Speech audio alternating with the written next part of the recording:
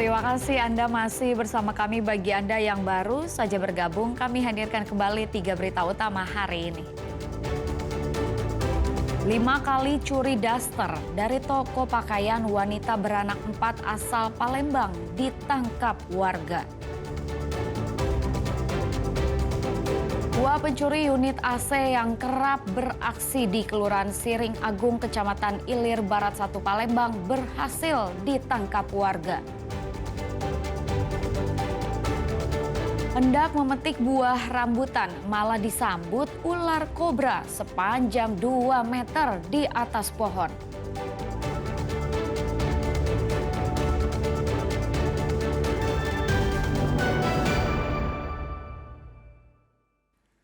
Presiden Prabowo bertolak menuju lokasi bencana banjir bandang dan longsor di sejumlah wilayah di Sumatera. Prabowo menyebut masih banyak jalur yang terputus. Sementara sejumlah kepala daerah menyatakan ketidaksanggupan menangani bencana banjir bandang dan longsor. 6 hari setelah banjir bandang dan longsor menerjang Aceh, Sumatera Utara, dan Sumatera Barat, Presiden Prabowo mengunjungi korban banjir di sejumlah wilayah. Senin pagi, Presiden Prabowo bertolak menuju Tapanuli Tengah untuk melihat langsung dampak banjir bandang dan longsor dan mengunjungi korban banjir. Prabowo mengakui masih banyak jalur yang terputus akibat banjir bandang dan terjangan longsor. Saya terima kasih semua pihak, terutama semua instansi yang reaksi yang sangat cepat untuk memberi bantuan. Memang kondisi alam memang sangat menantang, ya, sangat menimbulkan kesulitan. Banyak jalur masih terputus, tapi kita segera melakukan segala upaya untuk mengatasi kesulitan-kesulitan yang dialami. Ya. Sekarang masalah BBM, tapi kita kapal besar sudah bisa merapat ya di Sibolga, kemudian Hercules terus kita kerahkan. Usai mengunjungi Tapanuli Tengah, Presiden Prabowo bertolak ke wilayah lain terdampak seperti Medan dan Aceh. Kunjungan Presiden hari ini memberikan harapan bagi warga terdampak. Namun warga ataupun pengungsi ini berharap adanya bantuan jangka panjang seperti relokasi ataupun perbaikan rumah yang terkena banjir dan juga tanah longsor, sehingga warga bisa kembali beraktivitas seperti sedia kala. Hampir sepekan setelah bencana, sejumlah kepala daerah mengeluarkan surat pernyataan ketidakmampuan upaya penanganan darurat bencana. Salah satunya Bupati Aceh Tengah. Merespon kepala daerah, Menteri Dalam Negeri Tito Karnavian tidak mempersoalkan surat yang dikeluarkan Bupati Aceh Tengah.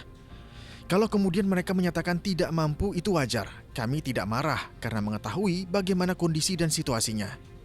Masifnya dampak bencana di Aceh, Sumatera Utara, dan Sumatera Barat dan terputusnya akses menuju korban banjir bandang dan longsor membuat tim gabungan membutuhkan waktu untuk menangani bencana di Sumatera. Tim Liputan 6 SCTV melaporkan. Mereka yang kini bertahan di lokasi bencana Sumatera terisolasi tanpa listrik maupun akses komunikasi.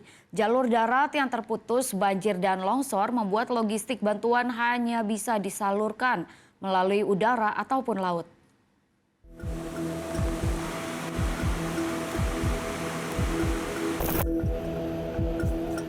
Ya, Bang, ini udah tenggelam nih.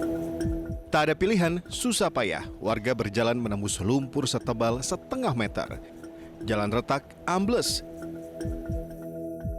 Jembatan Kali Ile putus. Rumah-rumah di kampung Linge, Aceh Tengah porak-poranda terkepung material banjir dan longsor. Akibatnya, warga terisolasi. Sudah berhari-hari tak ada akses listrik.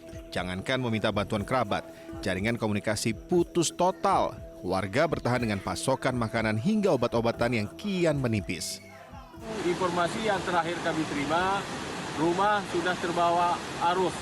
Jadi kami berharap kepada pemerintah daerah agar segera menurunkan tim SAR dan juga pertolongan lainnya. Kedatangan Menteri Koordinator Bidang Pangan Zulkifli Hasan di Kampung Apa, Kecamatan Koto Tangah disambut tangis histeris seorang ibu korban banjir. Mengadu, menangis, tak ada lagi rumah yang bisa dihuni. Udah nanti kita bang. Gue juga ada sini pandang ada dan kamu ribu bang. Bantuan banyak berarti di sini. Untuk memastikan terpenuhinya kebutuhan dasar warga, distribusi pasokan pangan akan dilipat gandakan. Kami sudah punya solusi dengan Pak Wali Kota. Pak Wali Kota akan menyiapkan lahannya. Insya Allah nanti pemerintah akan bangun rumah-rumah yang hanyut, tidak bersisa lagi. Saya sudah perintahkan Bulog, Menteri Perdagangan, Bappenas, Menteri Pertanian ya untuk melipat duakan sembako ke daerah-daerah bencana Sumatera. Sementara itu terputusnya akses darat menuju Nagari Sikilang Pasaman Barat membuat bantuan mesti disalurkan melalui udara. Tak butuh waktu lama, ratusan warga yang telah menanti langsung berebut makanan, selimut, pakaian, hingga perangkat Starlink.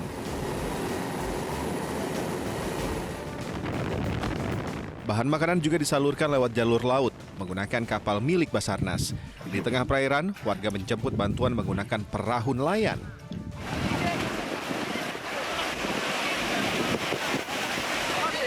Tak seberapa jika dibandingkan harta benda yang hilang dalam bencana, tapi setidaknya bisa membuat warga sedikit tersenyum lega. Bagi mereka yang kini mesti bertahan, bantuan di tangan adalah simbol kalau harapan itu masih ada. Tim Liputan MSCTV melaporkan.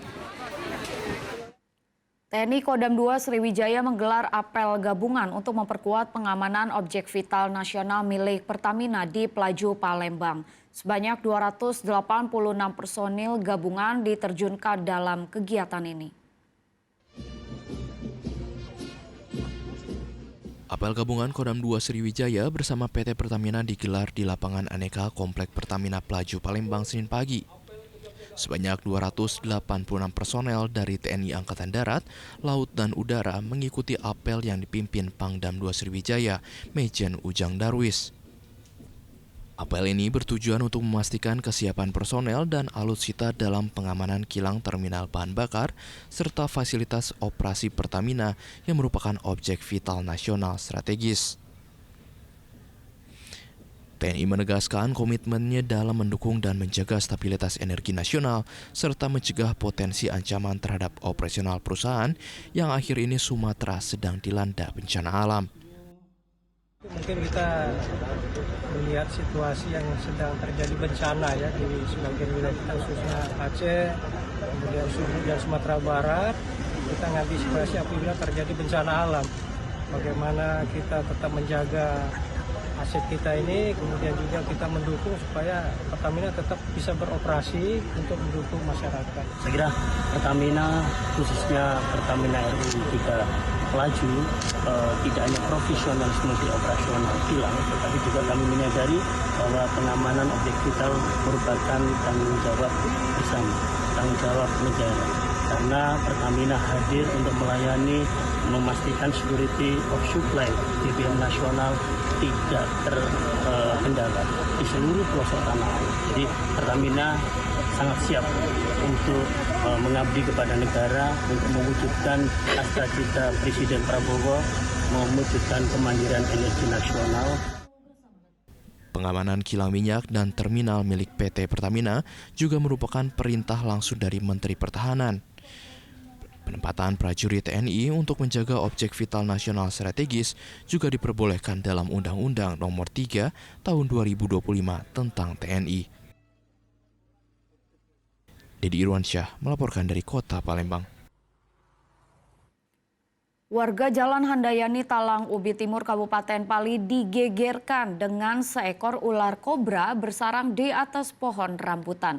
Khawatir membahayakan warga pun meminta petugas damkar untuk mengevakuasi ular tersebut. Pengambilan ular di atas pohon rambutan. Dengan sangat berhati-hati, petugas damkar mengevakuasi seekor ular yang berada di atas sebuah pohon rambutan milik warga di Jalan Handayani Talang Ubi, Kabupaten Pali. Bukan ular sawah atau ular biasa, namun kali ini ular yang dievakuasi ialah ular jenis kobra sepanjang 2 meter. Evakuasi pun cukup lama sebab ular satu ini sangat mematikan. Dengan menggunakan tongkat penjepit, petugas pun akhirnya berhasil menarik tubuh ular yang melingkar di salah satu ranting.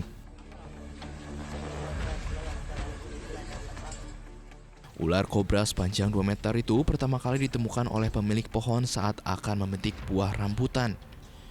Diduga hewan berbisa itu muncul dari semak belukar yang berada di belakang rumah warga. Melakukan evakuasi ya ular berbisa di rumah warga di Talang Ubi. Alhamdulillah tidak ada korban dan ularnya dapat kita evakuasi ke tempat yang aman dan tidak mengganggu aktivitas warga maupun membahayakan warga di sekitar. Berapa meter ularnya, Pak? Lebih kurang 2 meter ya. Lebih kurang 2 meter. Itu ular kobra ya, jenis kobra.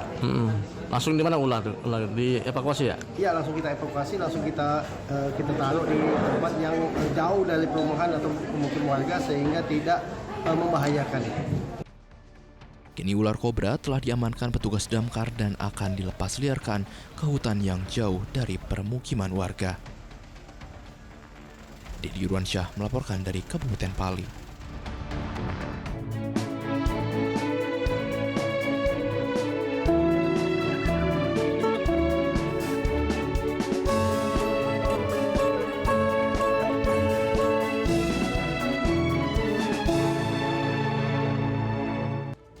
Ya, laporan tersebut sekaligus mengakhiri berita Sumsel hari ini. Jangan lupa pastikan Anda subscribe channel YouTube Liputan 6 SCTV Daerah.